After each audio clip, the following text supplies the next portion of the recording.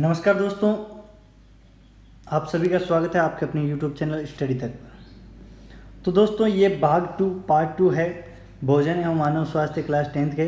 तो इसमें अपना आज का टॉपिक है नशीले पदार्थ यानी टॉक्सिक सब्सटेंस। आनंद का भ्रम उत्पन्न करने की दृष्टि से कई लोग विभिन्न प्रकार के नशीले पदार्थ का उपयोग करते हैं। धीरे धीरे उन्हें इन पदार्थों की आदत पड़ जाती है और वो अधिक नशीले होते जाते हैं, यानी कि अधिक से अधिक नशीले पदार्थों का उपयोग करने लग जाते हैं। तो दोस्तों इससे ऊपर के पार्ट हैं, यानी पहले के पार्ट हैं वो अपने कंप्लीट कर चुके हैं। इससे पहले वाले वीडियो में लिंक नीचे डिस्क्रिप्शन बॉक्स में दिया हुआ है। वीडियो को लाइक, शेयर एंड सब्सक्राइब जरूर करें चैनल को। तो वो अधिक पदार्थों का उपयोग करने लग जाते हैं। प्रत्येक नशीला पदार्थ मानव शरीर पर कुप्रभाव डालता है, यानी कि बैड इफेक्ट डालता है, उसे स्थायी रूप से रोगी बना देता है। अगर नशीला पदार्थ का ज़्यादा सेवन करेगा तो रोगग्रस्त हो जाएगा। प्रचलित कुछ नशीले पदार्थ एवं उनके कुप्रभावों का संक्षिप्त वर्णन, यानी जो मेनली नशीले पदार्थ हैं प्रचलित हैं उनका अपने देखते हैं मेनली कौन कौन से हैं। तो नंबर 1 पे है गुटखा। नंबर 1 पे क्या है दोस्तों? गुटखा।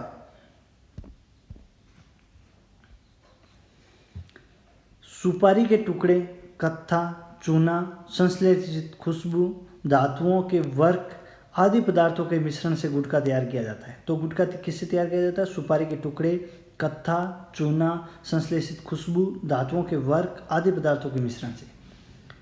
कुछ में तंबाकू भी डाला जाता है। पाउच संस्कृति के प्रसार के कारण गुटखा हर गांव गली तक उपलब्ध है। महिलाएं और बच्चे भी इसका प्रयोग खुलकर करने लगे हैं। गुटखे के प्रयोग से आर्थिक हानि के कारण शारीरिक नुकसान भी होता है। आर्थिक हानि यानी कि अपना रुपया पैसा बर्बाद हो जाता है, और शारीरिक यानी कि शरीर पे कुप्रभाव डालते हैं।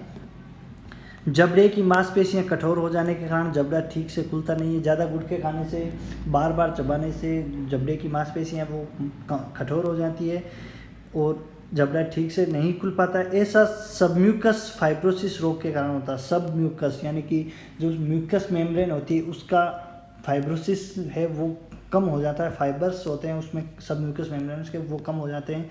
संश्लेषित पदार्थों में से कई कैंसर होने की भी संभावना आती है। मुंह का कैंसर होने की संभावना भी होती है गुटखा खाने से। इसके बाद में सेकंड टॉपिक है अपना टोबैको यानी तंबाकू। सेकंड टॉपिक क्या है अपना? तंबाकू। तो तंबाकू पादप निकोटिना टोबेकम क्या है? निकोटिना टोबेकम कुल क्या का नाम है? सोलेनेसी की पत्तियों से प्राप्त किया जाता है। पत्तियों में 1 से 8% तक निकोटीन नामक एल्केलॉइड पाया जाता है। निकोटिना टोबेकम कुल की सोलेनस की पत्तियां होती है, उनमें 1 से 8% तक निकोटीन नामक एल्केलॉइड पाया जाता है। तंबाकू का प्रयोग कई प्रकार से किया जाता है। अधिकांश लोग पान, गुटखे, चूने के साथ इसे चबाते हैं। कुछ लोग इसके पाउडर को सूंघने या मंजन की तरह दांतों व मसूड़ों पर मलने का कार्य करते हैं। तंबाकू को बीड़ी, सिगरेट, चिलम, सिगार, हुक्का अन्य रूप से भी उपयोग किया जाता है। तो दोस्तों अगला अपना टॉपिक है तंबाकू के उपयोग से होने वाले हानियाँ। तंबाकू के उपयोग से होने वाली हानियाँ क्या क्या है? तंबाकू के कारण कौन कौन सी रोग होते हैं? तो 1 नंबर पे अपना तंबाकू के निरंतर संपर्क में आने से मुंह, जीभ, गले व फेफड़ों आदि का कैंसर होने की संभावना बढ़ जाती है। आदि का कैंसर है उसके होने की संभावना बढ़ जाती है। सेकंड तो उसका है हानि है तंबाकू में उपस्थित निकोटीन धमनियों की दीवारों को मोटा कर देता है, जिससे रक्तचाप व हृदय स्पंदन की दर बढ़ जाती है। तंबाकू ज़्यादा उपयोग करने से निकोटीन होता है वो धमनियों यानी वेन्स की जो दीवारें होती है उनको मोटा कर देता है। जैसे ये वेन्स हैं तो इनकी दीवारों को मोटा कर देता है, तो ये संकुचित हो गई। अब इसमें ब्लड प्रेशर है वो बढ़ेगा, तो हृदय स्पंदन यानी हार्ट बीट है ज़्यादा वर्क करना पड़ेगा, ज़्यादा पंप करना पड़ेगा तो बढ़ेगा। इसका तीसरा पॉइंट है गर्भवती महिलाओं द्वारा तंबाकू का सेवन करने से भ्रूण विकास की गति मंद पड़ जाती है। अगर प्रेग्नेंट लेडीज है, कोई भी प्रेग्नेंट लेडीज हैं तो वो तंबाकू का उपयोग करती है तो उसके बच्चे का विकास है वो कम होगा, विकास घट जाएगा। मंद पड़ जाती है। चौथा है सिगरेट के धुएं में उपस्थित कार्बन मोनोऑक्साइड लाल रुधिर कणिकाओं को नष्ट करता है। यानी सिगरेट के धुएं में उपस्थित कार्बन मोनोऑक्साइड जो आरबीसी रेड ब्लड सेल्स है उनकी कणिकाओं को नष्ट करता है एवं रुधिर की ऑक्सीजन परिवहन। आरबीसी क्या करती है, रुधिर के एक स्थान से दूसरे ऑक्सीजन को एक स्थान से दूसरे स्थान पे ले जाने का, रुधिर को एक स्थान से दूसरे स्थान पे ले जाने का कार्य करती है, तो उनकी परिवहन क्षमता है वो कम हो जाती है। सिगरेट, बीड़ी आदि के दुष्प्रभाव उसका सेवन करने वाले के साथ पास में बैठे वाले व्यक्ति को भी पड़ता है। ये बात है ना, गाँव गया ही नहीं और काम नाम भी हो गया। यानी कि अगर कोई भी आदमी तंबाकू का सेवन करता है, सिगरेट का यूज़ करता है, तो उसके पास में बैठे व्यक्ति को भी उसका असर भुगतना पड़ता है, जिससे वातावरण में फैला निकोटीन युक्त धुआं हवा के साथ उनके फेफड़ों में भी पहुंचता है। साथ में बैठने वाले व्यक्ति के फेफड़ों तक भी वो धुआं पहुंचता है कार्बन मोनोऑक्साइड का। यही कारण है कि कानून बनाकर सार्वजनिक स्थानों पर धूम्रपान करने पर रोक लगा दी गई है। प्राप्त जानकारी के अनुसार विश्व में प्रतिवर्ष 60 लाख से ज़्यादा लोग तंबाकू का उपयोग करने के कारण असामयिक मौत का शिकार हो जाते हैं। यानी 60 लाख लोग, यानी 60 लाख से भी ज़्यादा लोग तंबाकू के उपयोग करने के कारण असामयिक यानी कि जिनकी उम्र ही नहीं होती और मर जाते हैं। और इनमें से 50 लाख तंबाकू के प्रत्यक्ष सेवन से और 10 लाख की मृत्यु अप्रत्यक्ष सेवन से होती है। प्रत्यक्ष रूप से और अप्रत्यक्ष रूप से दोनों होती है। अब इससे बाद में अगला अपना टॉपिक रहेगा वो है मदिरा यानी कि एल्कोहल। तीसरा पॉइंट है एल्कोहल। तो मदिरा कई प्रकार से बनाई जाती है, मगर सभी में नशे का कारण एक ही पदार्थ एथिल एल्कोहल C2H5OH होता है। विभिन्न प्रकार की मदिराओं में इसका प्रतिशत भिन्न होता है। मदिरा सेवन की प्रवृत्ति निरंतर बढ़ रही है और इसके दुष्प्रभाव भी सामने आ रहे हैं। देख रहे हैं आप, गली मोहल्ले में शराब के ठेके खुल रहे हैं, तो मदिरा सेवन के दुष्प्रभाव भी हैं वो। अब देखते हैं मदिरा सेवन से मानव स्वास्थ्य पर होने वाले कुप्रभाव क्या क्या है। तो इसमें पहला है मदिरा पान से एल्कोहल रक्त का प्रवाह द्वारा यकृत में पहुंचता है।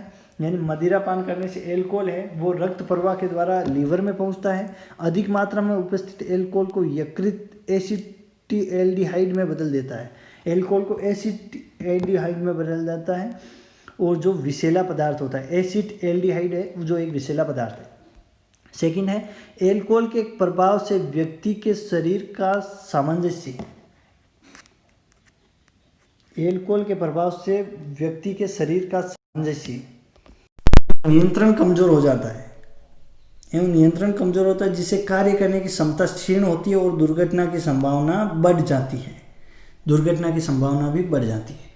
इसके बाद में तीसरा है एल्कोहल से स्मरण क्षमता में भी कमी आती है तथा तंत्रिका नर्वस सिस्टम है वो भी प्रभाव होता है। याददाश्त कमजोर होती है, तभी तो देखते हैं पीने के बाद में मदहोश हो जाते हैं, उनको पता ही नहीं कौन हूँ, कहाँ से हूँ, क्या कर रहा हूँ। इसके बाद में है इसके प्रभाव से वसीय यकृत रोग हो जाता है यानी फैटी लीवर रोग हो जाता है, फैटी लीवर, जिससे प्रोटीन एवं कार्बोहाइड्रेट का संश्लेषण पर प्रभाव पड़ता है। इसके बाद में पांचवा है इससे व्यक्ति की आर्थिक स्थिति कमजोर होती है तथा सामाजिक प्रतिष्ठा को भी ठेस पहुंचती है। यानी कि आर्थिक स्थिति जब वो डेली एल्कोहल का यूज़ करेगा तो उसके इकोनॉमी लेवल है वो घटेगा और सामाजिक प्रतिष्ठा यानी कि डेली दारू यानी कि एल्कोहल पी के वो समाज में अपनी प्रतिष्ठा को खो देता है। इसके बाद में नंबर 4 पर अपना आ रहा है अफीम, ओपियम। क्या आ रहा है? ओपियम। तो नंबर 4 पर है अपना अफीम। अफीम पादप पेपेवर सोमेनिफेरम, पेपेवर सोमेनिफेरम के कच्चे फल से प्राप्त होता है। दूध के सुखाने से बनता है। फल से प्राप्त दूध होता है उसको सुखाने से बनता है। दूध में लगभग 30 प्रकार के एल्केलॉइड पाए जाते हैं। इस दूध में कितने प्रकार के? 30 प्रकार के एल्केलॉइड हैं वो पाए जाते हैं। अफीम के पादप में ये दूध में 30 प्रकार के एल्केलॉइड पाए जाते हैं। इनमें से मॉर्फिन, कोडीन, निकोटीन, सोमेनिफेरम, पेपेवरिन प्रमुख हैं। कौन कौन से हैं? मॉर्फिन, कोडीन, निकोटीन, सोमेनिफेरम, फेरिन और पेपेवरिन। मॉर्फिन एवं कोडीन का प्रयोग दर्द निवारक दवाइयाँ बनाने में किया जाता है। डाइक्लोफेनिक टेबलेट होती है, उसमें मॉर्फिन एवं कोडीन का प्रयोग किया जाता है। इस कारण इसकी खेती भी की जाती है, दवाइयों के कारण ही इसकी खेती की जाती है। शांति व आनंद की अनुभूति प्राप्त करने के लिए अफीम या उससे बने नशीले पदार्थ हेरोइन का उपयोग कई लोगों द्वारा किया जाता है। ग्रामीण क्षेत्रों में गम या खुशी के अवसरों पर भी अफीम की मनुवार करने की प्रथा आज भी प्रचलित है। अफीम की मनुवार करते हैं। ये देखिए दोस्तों, अफीम का ये पौधा है, तो इसमें फल है, ये इसमें ये दूध निकल रहा है, इससे अफीम बनती है। ग्रामीण क्षेत्रों में कई माताएं अपने छोटे बच्चों को सुलाने के लिए अफीम खिलाती है। दोस्तों, जब गृहिणियाँ होती है वो परेशान हो जाती है, बच्चे सोते नहीं है, तो उनको छोटा सा अफीम का एक छोटा सा दाना यानी एनएम के रूप में दे दिया जाता है, तो उससे वो बच्चे मदहोश होकर सो जाते हैं। कोई भी कारण हो, अफीम का सेवन व्यक्ति को उसका आदी बना ही देता है। प्रारंभ में कम मात्रा में ली जाती है, परंतु धीरे धीरे मात्रा बढ़ाने में मजबूर हो जाते हैं। अफीम के डोडे यानी फल बित्ती, ये फल बित्ती होती है, जिनको अफीम के डोडे भी कहा जाता है। उबालकर पीने की लत भी बहुत से लोगों में होती है। अफीम ये भी डोडा पीते हैं ना, उनके लिए भी होती है। प्रतिरोधक क्षमता कम हो जाने से व्यक्ति बार बार बीमार रहने लगता है। रोग प्रतिरोधक क्षमता है वो कम हो जाती है, अंत में असामयिक मृत्यु हो जाती है। डॉक्टर या स्वयंसेवी संस्थाओं की मदद से इससे छुटकारा भी पाया जाता है। तो नशा मुक्ति केंद्र में भी जाकर आप इससे छुटकारा पा सकते हो। अब आगे का टॉपिक है अपना अन्य नशीले पदार्थ। इसमें कोकीन, भांग, चरस, गांजा, हशीश, LSD यानी लाइसर्जिनिक एसिड डाइइथाइल एमाइड आदि अन्य पदार्थ भी मादक पदार्थों के रूप में प्रचलन में हैं। युवा इनका प्रयोग विभिन्न कारणों से कर बैठते हैं या चुंगल में फंस जाते हैं, यानी कि युवा चंगुल में फंस ही जाते हैं। इनके प्रयोग के दुष्प्रभाव परिवार से विच्छेदन, अपराध प्रवृत्ति की वृद्धि, शारीरिक एवं मानसिक कमजोरी के रूप में सामने आते हैं। आगे का है अपना दवाओं का दुरुपयोग, यानी कि जो दवाएं होती है उनका दुरुपयोग कैसे करते हैं लोग। तो इसमें दक्षिण एशिया में मादक पदार्थों की मांग के विषय में, कौन से दक्षिण एशिया में किए गए एक सर्वेक्षण के अनुसार भारत में नशा करने वालों में 42% शराब, 20% अफीम, 30% हेरोइन और 6% गांजा तथा 18% से अधिक लोग अन्य प्रकार के नशे के आदी हैं। रिपोर्ट के अनुसार डॉक्टर के पर्चे पर मिलने वाली दवाओं जैसे मॉर्फिन, पैथेडीन, ब्यूप्रिनोफिन, प्रोफोफ्लैक्सिन, नाइट्रोजिपाम, डाइजिपाम का दुरुपयोग नशे के लिए बढ़ा है। स्मैक का प्रयोग भी बढ़ा है। पंजाब,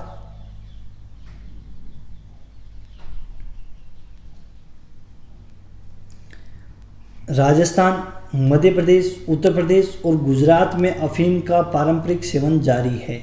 वहीं पूर्वोत्तर राज्यों में हेरोइन का इंजेक्शन लेने का चलन भी अधिक है। पूर्वोत्तर राज्यों में हेरोइन का इंजेक्शन लेने का भी चलन जारी है।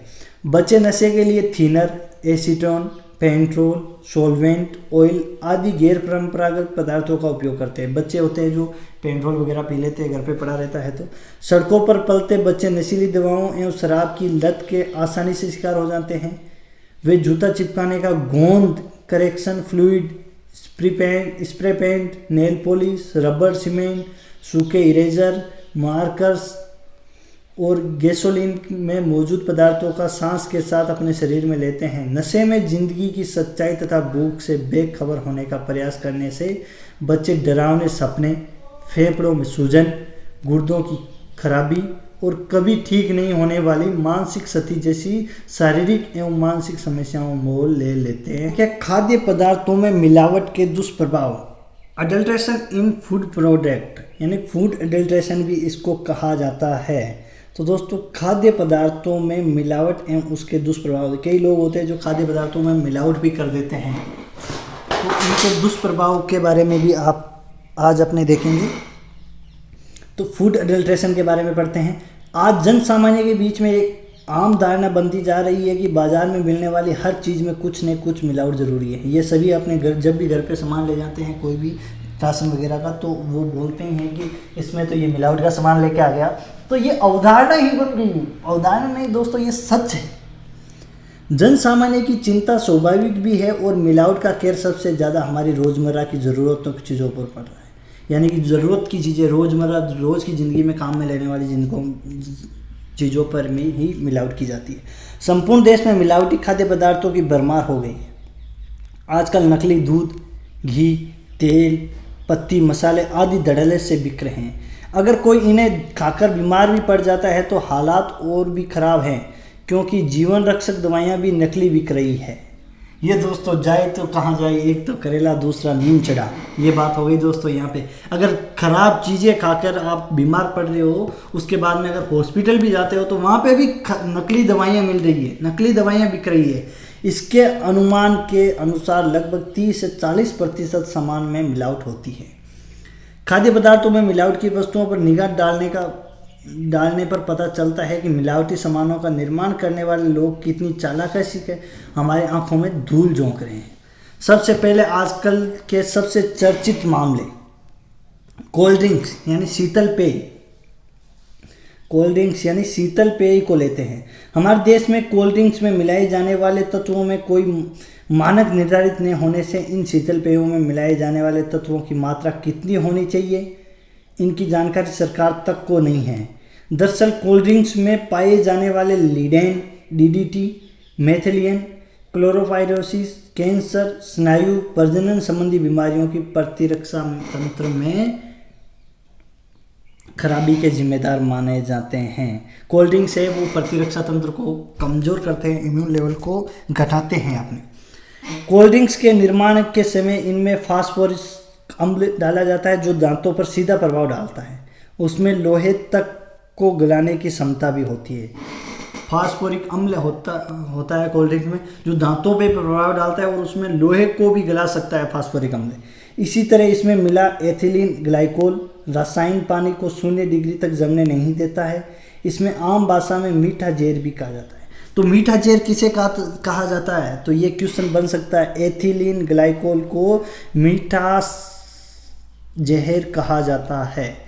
इसी प्रकार बोरिक, एरिथ्रोब्रेबिक, बेंजोइल अम्ल मिलाकर कोल्ड ड्रिंक्स को अति अम्लता प्रदान करते हैं, जिससे पेट में जलन, खट्टी डकारें, दिमाग में सनसनी, चिड़चिड़ापन और हड्डियों के विकास में अवरोध उत्पन्न हो जाते हैं। कोल्ड ड्रिंक्स में 0.4 ppS शीशा डाला जाता है जो स्नायु, मस्तिष्क, गुर्दा, लीवर और मांसपेशियों के लिए भी घातक होता है। इसमें मिली कैफीन की मात्रा अनिद्रा और सिरदर्द की समस्याएं भी उत्पन्न करती है। यानी कि कोल्ड ड्रिंक्स ज़्यादा वगैरह पीने से भी अनिद्रा के शिकार हो जाते हैं।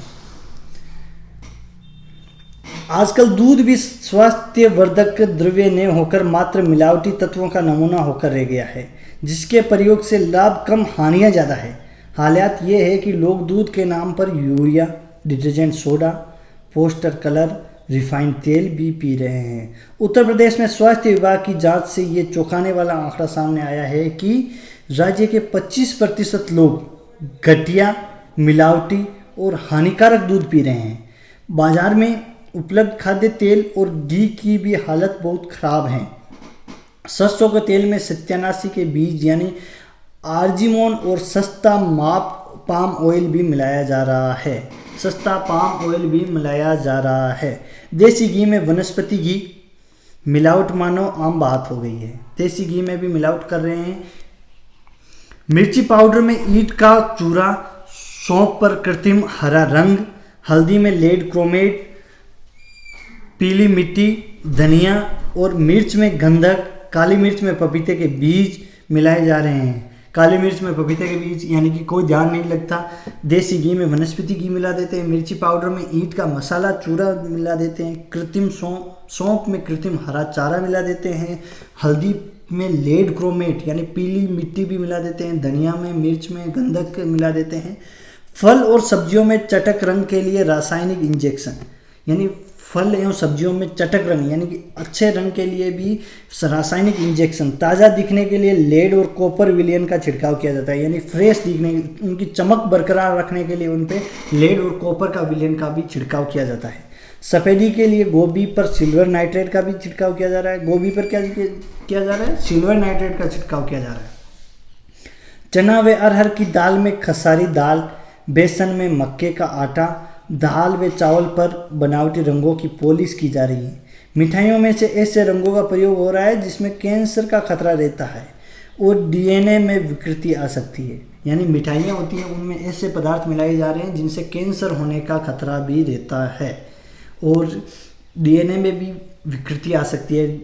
नकली मावा आ रहा है, दवाओं में मिलावट तो सभी सीमाओं पार भी कर गई है। दोस्तों, दवाएं में भी मिलावट कर रहे हैं। इसका अंदाज़ा तो इस बात से लगाया जा सकता है कि नकली दवाइयों की समस्या औषधि विनिमय की गठित माशेलकर समिति में ने नकली दवाओं का धंधे करने वाले को मृत्युदंड तक का प्रावधान का सिफारिश की है। ये एक औषधि विनिमय पर गठित माशेलकर समिति है। उसने ये कह दिया कि अगर दवाइयों में कोई भी मिलावट करता हुआ पकड़ा गया है तो उसको मृत्युदंड तक की देने की सिफारिश की है उस कमेटी ने। अब प्रश्न ये उठता है कि आखिर मिलावट के इस महारोग से निपटने में कानून रूप से क्या प्रावधान है? कानूनी रूप से क्या प्रावधान है? सच्चाई तो यह है कि समस्या की जड़ देश में जरूरी मानकों का अभाव है। जरूरी मानक किसी भी प्रकार के नहीं है देश में। सुरक्षित भोजन के संदर्भ में बात में मुख्यतः कानून है 1954 का खाद्य पदार्थ अल्प मिश्रण निषेध अधिनियम PF। इस कानून का नियम 65 खाद्य पदार्थों में कीटनाशकों या मिलावटों का नियमन करता है, लेकिन ये नियम दोषी लोगों को सजा दिलाने में लगभग नाकाम ही साबित हो रहे हैं, जिससे ये लोग पकड़े जाने के बाद भी छूटकर पुनः उसी धंधे में लग जाते हैं। कानून चाहे कितने कठोर हो बना दिए जाएं, लेकिन जब तक कामचोर या स्पष्ट असमता जानबूझकर या गलती से जांच कार्य को कमजोर करना या मुकदमों का सही ढंग से चलना, धन और शक्ति राजनीतिक प्रभाव का इस्तेमाल कछुए की चाल से चल रहा है। प्रक्रिया में परिवर्तन नहीं हो रहा है, बनने वाली ही भी नहीं है। सरकार यदि वास्तव में मिलावट को रोकने के लिए दृढ़ संकल्पना की जाए तो इसमें कोई दो राय नहीं है। उस पर रोकने लगे इस आवश्यकताओं बस एक ही ठोस नीति है, उस पर उचित क्रियान्वयन नहीं होते हैं। ये दोस्तों अपना पहला चैप्टर था वो भोजन एवं मानव स्वास्थ्य है, वो कंप्लीट होता है। तो इसके महत्वपूर्ण बिंदु है वो क्या क्या है वो देख लेते हैं अपने एक बार फास्टली। इसके मेन इम्पोर्टेंट पॉइंट्स है वो क्या क्या है। तो इसमें पहला इम्पोर्टेंट पॉइंट है पोषण जीवन का आधार है, शरीर को सुचारू संचालन हेतु संतुलित भोजन आवश्यक है। तो दोस्तों अपना पहला पॉइंट महत्वपूर्ण पॉइंट क्या है? पोषण जीवन का आधार है, शरीर के सुचारू संचालन हेतु संतुलित भोजन आवश्यक है। भोजन में प्रोटीन, कार्बोहाइड्रेट, विटामिन, खनिज लवण की कमी से शरीर में रोग उत्पन्न हो जाते हैं। सेकंड महत्वपूर्ण बिंदु है जल ही जीवन है। जल दैनिक जीवन में बहुत से क्रियाकलापों हेतु आवश्यक है। दूषित जल द्वारा मानव में अनेक रोग फैल सकते हैं। इसका तीसरा महत्वपूर्ण पॉइंट देखें अपने तो जंक फूड वे कृत्रिम संश्लेषित खाद्य पदार्थ आकर्षक एवं खुशबूदार स्वादिष्ट होते हैं, परंतु इनसे मोटापा, रक्तचाप, मधुमेह जैसे अनेक से विकार उत्पन्न हो जाते हैं। इसके बाद में अगर चौथा पॉइंट देखें तो नशीले पदार्थ, गुटखा, तंबाकू, अफीम, शराब, भांग आदि का प्रयोग लोगों द्वारा बहुत से अधिक से हो रहा है। इनका शरीर पर नकारात्मक प्रभाव पड़ता है। कुछ के कारण कैंसर जैसे असाध्य रोग भी असामयिक मृत्यु का कारण बन जाते हैं। अगला अपना लास्ट महत्वपूर्ण पॉइंट है बाजार में बिकने वाली अधिकांश खाद्य सामग्रियां क्या है? बाजार में बिकने वाली अधिकांश खाद्य सामग्री मिलावट होती है, फिर भी हम लगातार इन्हें उपयोग में ले रहे हैं, जिससे हमारे शरीर पर कई हानिकारक प्रभाव पड़ रहे हैं। तो दोस्तों ये थे अपना भोजन एवं मानव स्वास्थ्य का पूरा चैप्टर, पार्ट सेकंड था ये दोस्तों।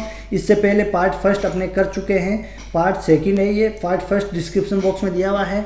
चैनल को लाइक, शेयर एंड सब्सक्राइब करना ना भूलें। और इसके जो क्वेश्चन हैं वो अगले पार्ट थर्ड में करवाए जाएंगे। आप सभी का बहुत बहुत धन्यवाद दोस्तों।